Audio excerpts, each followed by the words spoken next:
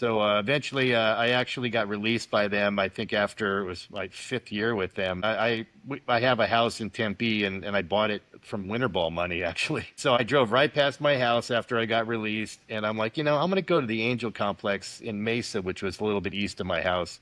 And I walk in, and there's Joe Madden, and Joe's like, Campy, what are you doing here? You shouldn't you be in Calgary, which was the AAA team for the Mariners? And I told him the story how I got released last day of spring training, of course, because that's how the Mariners roll.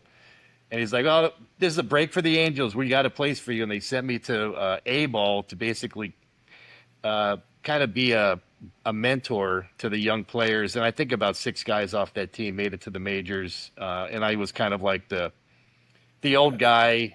I had a good season, but we had like a playoff game, the very last game of the season. And when I got to the field, I was all ready to be a champion and be the hero of the game. And I look on the lineup and I'm like, oh God. And I wasn't playing. I was catching bullpen that game.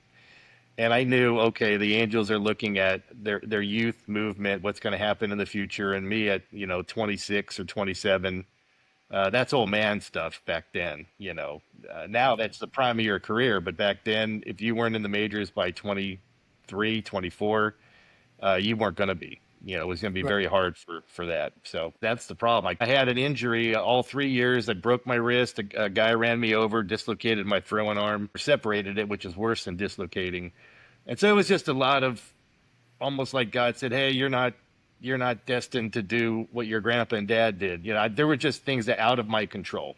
So that's one of the things that helped when I wrote this book. There were a lot of, I don't know, regrets, a lot of like bitterness, let's call it. And I had about 10 years of, in the book, I called it the bitter years. I just couldn't watch a baseball game. I could not watch guys that I was better than or felt I was better than fulfilling their dream on Right. TV. And I just couldn't do it.